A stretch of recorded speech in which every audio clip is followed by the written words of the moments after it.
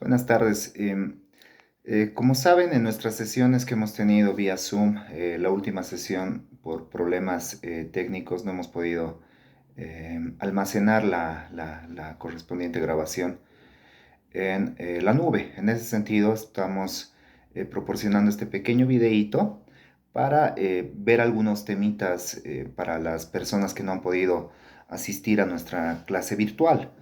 En ese sentido, voy a arrancar a desarrollar algunas cuestiones muy puntuales de justamente nuestra última sesión. Asimismo, en caso de que las personas que no hayan asistido a la sesión virtual, al finalizar este pequeño videíto, les voy a dejar mi correo electrónico y para que podamos entablar cualquier tipo de conversación respecto a estos temas que vamos a tratar, ¿no? Entonces, ustedes tienen ya las diapositivas que se las ha proporcionado también la coordinadora. Entonces, a partir de las diapositivas que tenemos, vamos a ir tratando de desarrollar estos temitas, ¿sí? Bueno, lo primero que hemos hecho es ver el tema de la improcedencia, ¿no? La penúltima y la última sesión hemos visto el tema de las causales de improcedencia de la acción de amparo constitucional.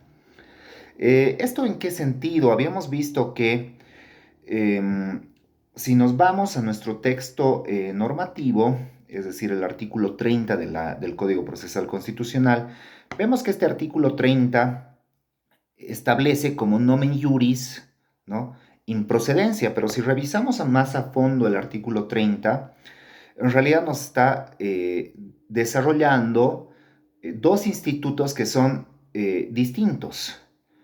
Hablamos de la improcedencia como tal y hablamos de la inadmisibilidad, ¿no? Como hemos visto, la improcedencia y la inadmisibilidad tienen o devienen de causales distintas y tienen efectos diversos, ¿no? De ahí que son institutos totalmente distintos, ¿no?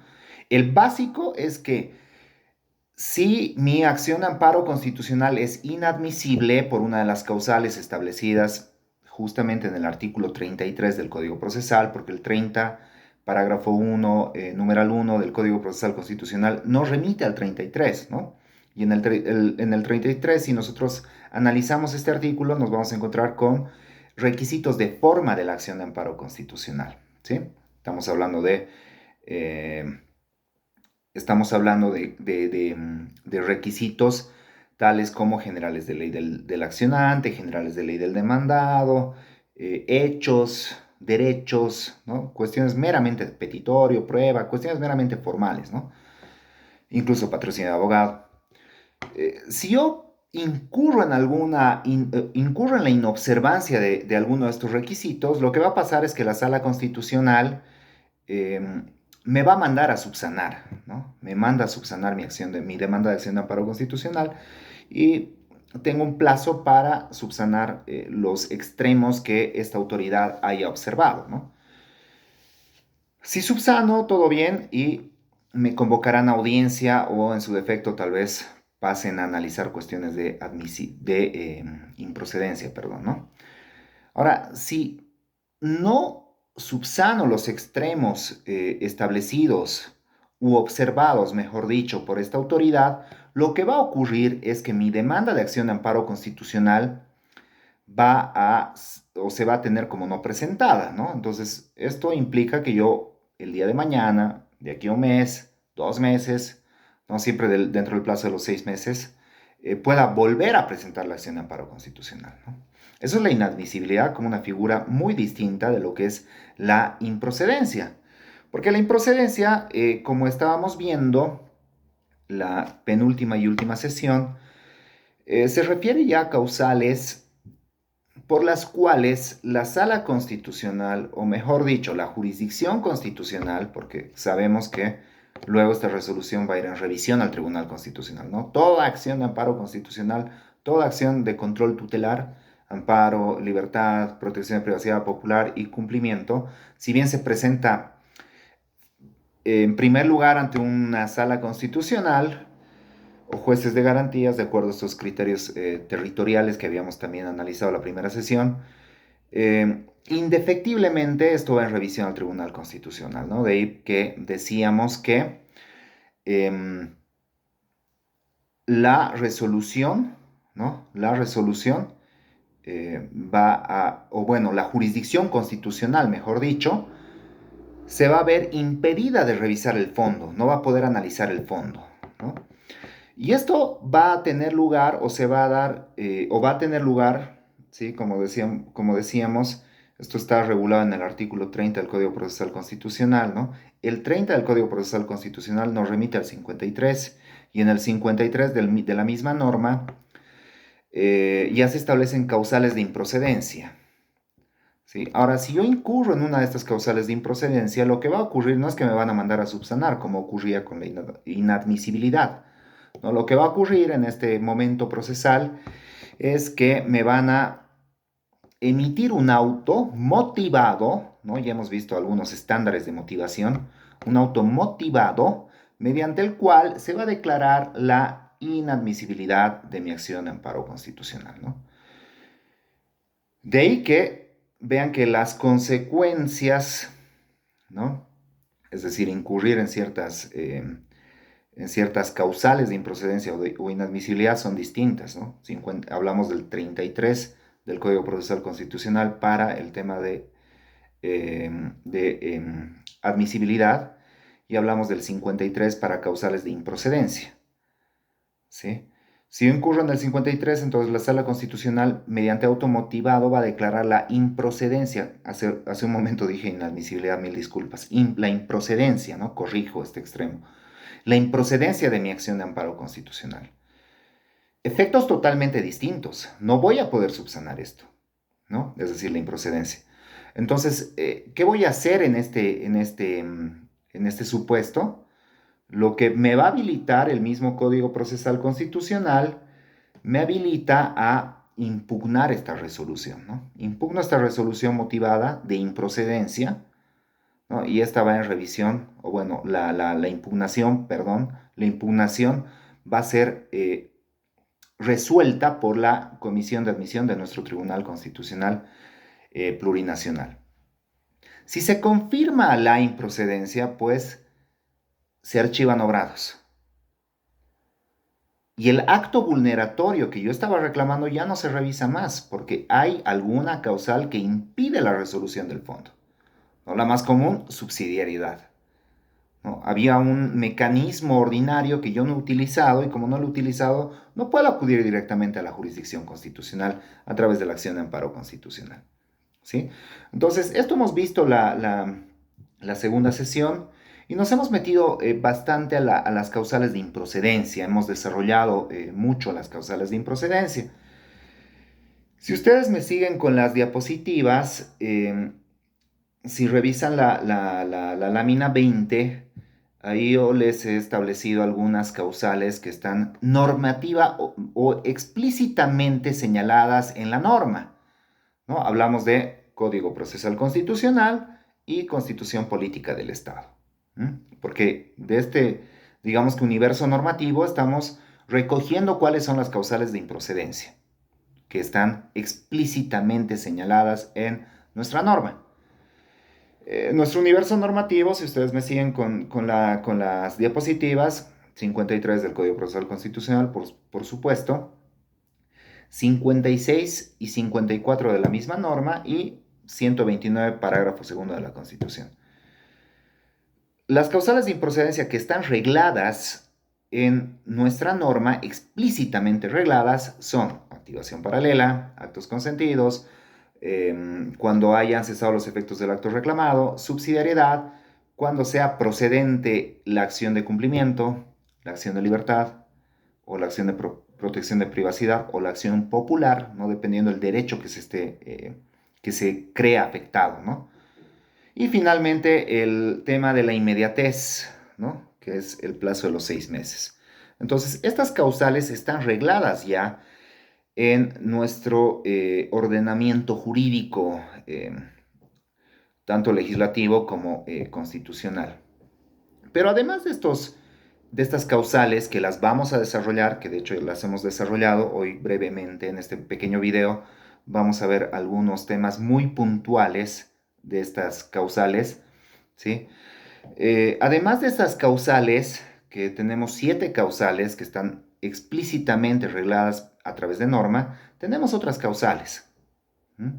Tenemos otras causales que se han desarrollado jurisprudencialmente. Hablamos de identidad de sujeto, objeto y causa, sentencia constitucional 115 quebrado 2003-R, ¿no? O sea, vean el precedente, es desde el 2003, ¿no? Esta es una primer causal que no está reglada explícitamente en norma, sino más bien es un desarrollo, digamos que jurisprudencial. Tenemos la causal, digamos que 9, pero esta 9 está también desarrollada jurisprudencialmente, que impide o que se va a declarar la improcedencia cuando yo presento mi acción de amparo constitucional contra otra acción tutelar, ¿no? El caso es el siguiente. Tengo una acción de libertad, por ejemplo, la sala constitucional o el juez o tribunal de garantías deniega la tutela. Contra esta resolución interpongo una acción de amparo constitucional, por supuesto que esto es imposible. ¿Mm? Esto es imposible. Lo mismo ocurre si, digamos, tengo mi acción de libertad, me deniega el juez o tribunal de garantías, eh, va en revisión al Tribunal Constitucional y el Tribunal Constitucional también me deniega la tutela. Obviamente no puedo pretender plantear una acción de amparo constitucional contra una sentencia constitucional, ¿no? Esta es una causal de improcedencia que se establecía, por ejemplo, en la sentencia constitucional 157 quebrado 2015-R. Esto lo tiene en la lámina 21. Concatenado con lo anterior, tenemos otra de las causales que también está desarrollada jurisprudencialmente, que nos señala que la acción de amparo constitucional no la podemos utilizar para el cumplimiento de la resolución emitida dentro de otra acción tutelar. Pasa bastante que yo tengo una acción de amparo constitucional, me concede la tutela a la sala constitucional, la autoridad demandada omite el cumplimiento de esta resolución, ¿sí? Omite su cumplimiento. Yo para pretender el cumplimiento inicio otra demanda de acción de amparo constitucional para el cumplimiento de esta resolución de la sala constitucional, lo cual deviene también en una causal de improcedencia, ¿no? Este extremo también me va a conducir a una improcedencia. Ejemplos de improcedencia para el cumplimiento de otra acción tutelar, sentencia constitucional 591 quebrado 2010-R, entre otras, por ejemplo, la 713 quebrado 2016-S3. ¿Sí? Esto lo tiene en la lámina 21. Ahora, también tenemos que ver, ¿no? Y esto habíamos visto la primera sesión, por eso es importante situar dónde está la acción de amparo constitucional, ¿no? Porque si revisamos un poquito cuál es el marco de acción, digamos, de la jurisdicción constitucional, hemos visto que básicamente tiene dos grandes brazos, que son el control previo y el control posterior de constitucionalidad, ¿no? La jurisdicción constitucional en general, hemos visto que la jurisdicción constitucional está constituida por jueces y tribunales de garantía, salas constitucionales y nuestro Tribunal Constitucional Plurinacional, ¿no? Estos dos primeros, jueces y tribunales de garantías, respecto principalmente a acción de libertad y a el tema territorial, ¿no? Más allá de los 20 kilómetros que nos dice la ley de creación de las salas constitucionales. Todas estas autoridades son parte de la jurisdicción constitucional. Ahora, la jurisdicción constitucional, como veníamos diciendo, lo que hace es, o su marco de acción, está circunscrito en estos dos grandes brazos, control previo, control posterior. Control previo de constitucionalidad que para el caso concreto de la acción de amparo constitucional no nos importa mucho. El control previo cuando se da, decíamos, cuando la norma en realidad todavía no ha entrado en vigor, ¿no? Lo que sucede con, por ejemplo, proyectos de ley. Los proyectos de ley pueden estar sujetos a control de constitucionalidad, control previo de constitucionalidad, ¿no? El más común de estas consultas de constitucionalidad, porque son consultas, es el caso de las consultas sobre la constitucionalidad de estatutos autonómicos y cartas orgánicas, ¿no? Los famosos CEAS. Pero esto no nos interesa por el momento, ¿no? O bueno, para el caso concreto de la acción de amparo constitucional vinculado con causales de improcedencia. Lo que sí nos interesa es este segundo grupo, este segundo brazo, digamos, de acción que tiene nuestra jurisdicción constitucional, ¿no? Dentro de este segundo brazo tenemos otros tres tipos de controles: el control normativo, el control competencial y el control tutelar. ¿Mm? Dentro del control normativo, lo que se hace, muy simplistamente, si existe ese término, o muy básicamente, podríamos decir, es contrastar el contenido de una norma versus infraconstitucional versus el contenido de la norma constitucional, ¿no? Es norma versus constitución, ¿no? Digamos que es un control básicamente de puro derecho, digamos, ¿no? Que obviamente jugamos con temas hermenéuticos, ¿no? Interpretación y demás cuestiones. El control competencial respecto a las competencias o el amplio catálogo de competencias que están establecidos en la Constitución. ¿Mm? Por ejemplo, se suscitan conflictos de competencias entre las jurisdicciones. Jurisdicción ordinaria versus jurisdicción indígena o originaria campesina, ¿no? Que es la más común. Y finalmente, dentro del control posterior de constitucionalidad, tenemos el control tutelar. Y dentro del control tutelar, ¿no? Esto ya no es a través de norma, ¿no? O sea, lo que se cuestiona no es la norma. En realidad lo que vamos a cuestionar es una acción u omisión, ¿m?, por parte de servidor público o incluso persona particular, ¿no? Esta acción u omisión que vulnera o amenaza vulnerar derechos, ¿no? Entonces, cuando estamos frente a esta situación, estamos dentro de lo que es el control tutelar. Y dentro de lo que es el control tutelar tenemos 5 acciones de control tutelar. La acción de amparo constitucional que estamos analizando, popular, protección de privacidad, libertad y un caso especial que es la acción de cumplimiento, ¿no? Porque en realidad la acción de cumplimiento no sé qué tan tutelar sea y eso ya lo hemos discutido un poquito en clases, ¿no? Ahora, ¿por qué hacemos esta división? Porque es súper importante, es muy importante eh, separar lo que es el control tutelar, por ejemplo, de lo que es el control competencial, ¿no? A tal efecto, por ejemplo, si ustedes me siguen en la lámina 22, hemos ya establecido las distinciones cuando utiliza una acción de amparo constitucional y cuando un recurso directo de nulidad, ¿no? Recurso directo de nulidad es un recurso propiamente del control competencial. ¿Mm? Pero ahí tenemos un gran problema, que es el problema del juez natural con sus tres elementos: independiente, imparcial y competente, ¿no? El tema de la competencia es realmente un problema. Porque tenemos el control competencial, ¿no? El control competencial y el control tutelar. Entonces, básicamente, de hecho, la línea del 99-2010-ERE, sentencia constitucional 99-2010-ERE, te establecía que si tú vas a reclamar el elemento de juez competente, tú tienes el RDN, ¿no? El recurso directo de nulidad.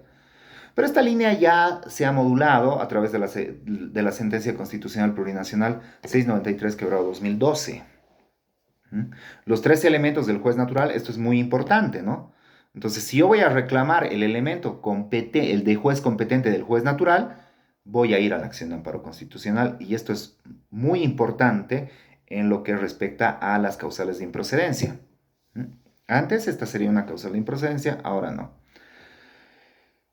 Luego hemos visto también esta otra causal em, que también tiene que ver con estos ámbitos de ejercicio de la función jurisdiccional constitucional, ¿no? Que es la distinción entre acción de amparo o control tutelar, caso específico, acción de amparo constitucional, y el control normativo. ¿Mm? En el control normativo lo que yo cuestiono es la norma, ¿no? La norma que es contraria a la Constitución, la norma infraconstitucional que vulnera un contenido constitucional. En cambio, en el control tutelar, como habíamos señalado hace un momento, lo que estamos haciendo o lo que vemos en realidad es acción u omisión que vulnera o te amenaza a vulnerar un derecho, ¿no? Entonces, aquí estamos hablando de actos u omisiones. En cambio, aquí estamos hablando de norma, ¿no? Entonces, si yo voy a cuestionar la norma, tengo el control normativo. Si yo voy a cuestionar acto u omisión, tengo el control tutelar, ¿no? Por lo tanto, si yo voy a pretender cuestionar norma a través de acción de amparo constitucional, mi acción de amparo constitucional va a ser improcedente. ¿Mm? Lo que yo tengo que cuestionar es acto u omisión, no norma. Ejemplos de ello tenemos la 2765-2010-R, el auto constitucional 463 quebrado 2018-RCA. ¿Sí? Esta sería otra de las causales. Bueno, entonces esto ya lo hemos visto a mayor detalle en la segunda y última sesión. ¿Sí? La penúltima y última sesión, mejor dicho. Entonces, pasemos a analizar un poquito de las causales de improcedencia que ya están establecidas en la norma, ¿no? La primera que hemos visto es la activación paralela. La activación paralela, una sentencia, digamos, que recoge los elementos de la activación paralela, es la 9, si ustedes me siguen con las láminas, la tienen en la lámina 26, es la sentencia constitucional 983 quebrado 2017-S2, que recoge los siguientes elementos. Cuando estamos frente a la activación paralela o por qué se suscita la activación paralela, primer elemento, si tú activas la vía ordinaria, administrativa o de cualquier otra índole y a la vez activas la acción de amparo constitucional contra un mismo acto, ¿no? Entonces tu acción es improcedente porque estás incurriendo en activación paralela reglada por el 53.1 del Código Procesal Constitucional. Esto tiene razón de ser por los dos siguientes argumentos que están establecidos en la línea jurisprudencial que habíamos señalado. Primero, porque activar paralelamente o dos vías simultáneamente ocasiona disfunciones procesales. ¿Cuál es la principal disfunción procesal que puede ocasionar activar paralelamente la acción de amparo constitucional y otra vía, sea ordinaria, administrativa o de cualquier otra índole? Fallos contradictorios. En la lámina 27, respecto a la activación paralela, tienen los ejemplos, ¿no? Tienen el auto constitucional 61-2019-RCA, el 404 quebrado 2013. Estos ejemplos los hemos analizado un poquito en nuestras clases, ¿no? Para las personas que no han podido asistir a la última sesión, tienen los ejemplos en la lámina 27 respecto a la activación paralela. Si tuvieran alguna duda, comentario o crítica, me escriben al correo y que ya se los doy mejor porque lo voy alargando, ¿no? Es juanca.e.88@gmail.com, ¿no? juanca.e.88@gmail.com, ¿sí? El otro tema o la otra causal de improcedencia que está arreglada explícitamente es el de los actos consentidos. De hecho, estos dos elementos los hemos tratado la penúltima sesión y la penúltima sesión sí la tienen disponible en la nube, ¿no? Por lo tanto, ahorita no hay mayor drama respecto a analizar los ejemplos, ¿no? Cuando estamos frente a actos consentidos, es una causal de improcedencia que está arreglada por el 53.2 de nuestro Código Procesal Constitucional. La sentencia constitucional 2070 quebrado 2012 nos establece algunos elementos de lo que es o cuando estamos frente a actos consentidos. Nos va a decir que estamos frente a actos consentidos en tres sentidos. Primero, cuando se vulneran derechos y el accionante no utiliza los mecanismos intraprocesales. Ahorita ponemos algún ejemplo. Dos, se conforma con el acto por manifestaciones concretas de su voluntad. Y tres, el tema de la inmediatez. El tema de la inmediatez no lo vamos a desarrollar porque es el tema de los 6 meses, ¿no? Que más bien lo dejamos para el final de este videíto. Perdón. Cuando se vulneran derechos y el accionante no utiliza los mecanismos intraprocesales, sucede bastante cuando yo tengo una resolución de primera instancia, ¿sí? Tengo una resolución de primera instancia y yo impugno esta resolución de primera instancia e impugno por el punto A, por el punto B y por el punto C. El tribunal de alzada me va a resolver la apelación, ¿no? Y me va a resolver pues los tres puntos que yo se los he planteado, ¿no? Punto A, punto B y punto C. ¿Sí? Me voy, no estoy satisfecho, ¿no? Y creo que esta última resolución está vulnerando mis derechos y me voy a la acción de amparo constitucional. ¿Sí? Y en la acción de amparo constitucional digo A, B, C y además D. ¿no? Pero este D jamás lo había puesto pues a consideración del tribunal de alzada, ¿no? Como no lo he puesto a consideración del tribunal de alzada, entonces estoy incurriendo en actos consentidos. ¿Por qué? Porque le tenía que haber dado pues la oportunidad a la propia jurisdicción ordinaria o administrativa, este es un ejemplo meramente hipotético, que va tanto para jurisdicción ordinaria o administrativa, ¿sí? Le tengo que haber dado pues la oportunidad de responderme o de restituirme el derecho que yo supuestamente se me ha vulnerado, ¿no? O que yo pienso que se me ha vulnerado. Ese es el primer elemento.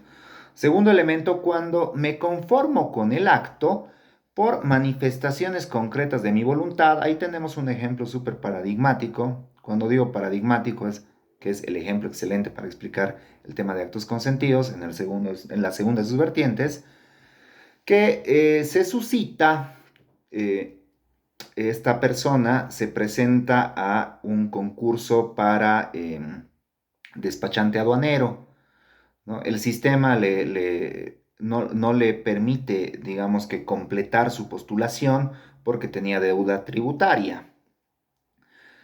Tiene deuda tributaria y de paso le da un plazo, ¿no? Para que pague su deuda tributaria y todo, y luego podía postularse, ¿no? Pero el que hace se queda de brazos cruzados, digamos, perdón nuevamente, y lo que va a hacer este accionante es presentar directamente su acción de amparo constitucional y decir, aquí se me está vulnerando mis derechos al trabajo, a la igualdad, ¿no? Porque no me están permitiendo acceder a este concurso, ¿no? Y poder acceder a ser despachante aduanero. ¿Qué le dice el Tribunal Constitucional? Mira, primero, cuando tú te has postulado, ¿ya? Has consentido tú has consentido las reglas del juego, ¿no? Y si tú revisas las reglas del juego, que son los reglamentos, una de las causales para que no puedas postularte era justamente que tengas adeudos tributarios. Entonces tú has consentido este elemento. ¿Mm? Una vez que te has postulado, tú has consentido de que si te inhabilitan por esta causal, pues te quedas calladito. Es más, le dice el Tribunal Constitucional, es más, además de lo anterior, tú tenías un plazo en el cual tú podías cancelar este adeudo tributario y en ese sentido postular a el cargo o al beneficio de ser despachante aduanero, ¿no? Bueno, el primer argumento es medio complicado, ¿no? Podríamos, tal vez en realidad esto sería control normativo, podríamos divagar un poquito de esto, respecto a esto, ¿no? Podríamos cuestionar o criticar este primer argumento. El segundo argumento creo que es bastante fuerte, porque él podía subsanar, pero no lo hizo, ¿no? Consintió la vulneración de su derecho. Actos consentidos. Hayan cesado los efectos del acto. Hayan cesado los efectos del acto. Sentencia Constitucional, lámina 30, Sentencia Constitucional Plurinacional 1894-2012, que nos desarrolla los elementos de esta otra causal de improcedencia, ¿no? Que se refiere a que cuando hayan cesado los efectos del acto. Dos elementos que tienen que ir unidos, digamos, ¿no? Desaparecen los hechos denunciados, ya es decir, actos y consecuencias ya no existen y por lo tanto el petitorio se hace insubsistente. Esto pasa bastante, esto pasa bastante en el tema de las combinatorias de reincorporación emitidas por las jefaturas departamentales de trabajo, ¿no? ¿Qué pasa? Soy un trabajador y ¿qué hago? Bueno, me despiden, yo creo que el despido es injustificado, es arbitrario, ilegal, lo que fuera, entonces me voy a la jefatura departamental del trabajo, ¿ya? Y opto por mi reincorporación y se va a emitir una combinatoria de reincorporación. Se emite la combinatoria de reincorporación y el empleador impugna esta combinatoria, recurso de alzada, jerárquico. Hasta eso yo planteo mi acción de amparo constitucional, ¿no? Y digo, vean, yo ya tengo mi combinatoria, pero mi empleador todavía no me reincorpora a mi fuente laboral, por lo tanto se están vulnerando los derechos de mi persona. Eh, en ese transcurso, mientras se está tramitando la acción de amparo constitucional, llego al jerárquico y en el jerárquico se deja sin efecto la combinatoria. ¿Mm? Y entonces va el demandado, que es el empleador, a la audiencia de acción de amparo constitucional y dice, un ratito, está bien, cuando planteó la acción de amparo constitucional tenía la combinatoria, pero aquí yo tengo la resolución jerárquica emitida por el ministro de Trabajo, Empleo y Seguridad Social, y dejó sin efecto esta combinatoria. ¿Qué pasó? El acto, ¿no? El acto que es el incumplimiento, que el acto, en realidad que es la combinatoria, desapareció. Y por lo tanto, la consecuencia, el no cumplimiento también ha desaparecido. Y el petitorio se torna en insubsistente, porque ya no puedo pedir que se cumpla la combinatoria cuando esa combinatoria ya no existe, ¿no? Este es el ejemplo paradigmático de cuando hayan cesado los efectos del acto. Ejemplos para ello, ustedes pueden analizar en la lámina 31 y como reitero, esto lo podemos, si es que tuvieran algunas dudas, me pueden escribir al correo electrónico. El otro elemento que está arreglado por nuestra norma es efectivamente la subsidiariedad, ¿no? La subsidiariedad, vean que es un desarrollo que lo tenemos jurisprudencialmente, si no me equivoco, desde el 2003 en nuestra jurisprudencia constitucional, ¿no? Acá tenemos una sentencia, la 1850, quebrado 2011-R, que nos establece los elementos cuando estamos frente a esta causal de improcedencia que es la subsidiariedad, que los va a agrupar en dos, perdón la redundancia, los va a agrupar en dos grupos, ¿no? Los va a agrupar en dos conjuntos, mejor para no incurrir en esta redundancia. Y el primer grupo va a estar establecido así. Las autoridades judiciales o administrativas no han tenido la posibilidad de pronunciarse sobre un asunto porque la parte no ha utilizado un medio de defensa ni ha planteado un recurso respecto al acto vulnerado. Así, este primer grupo tiene dos condiciones. Uno, cuando en su oportunidad y en plazo legal no se plantea un recurso o medio de impugnación, negligencia del accionante. O dos, cuando no se utilizó un medio de defensa previsto en el ordenamiento jurídico, ¿no? Esto pasa bastante con materia administrativa. Hay actos que son recursivos, que son recurribles y otros no, ¿no? Si utilizo un mecanismo inidóneo, ¿no? No estoy, no estoy agotando la subsidiariedad, ¿no? Y el otro grupo se refiere a que las autoridades judiciales o administrativas pudieron haber tenido o tienen la posibilidad de pronunciarse porque la parte utilizó recursos y medios de defensa. Así, uno, cuando se plantea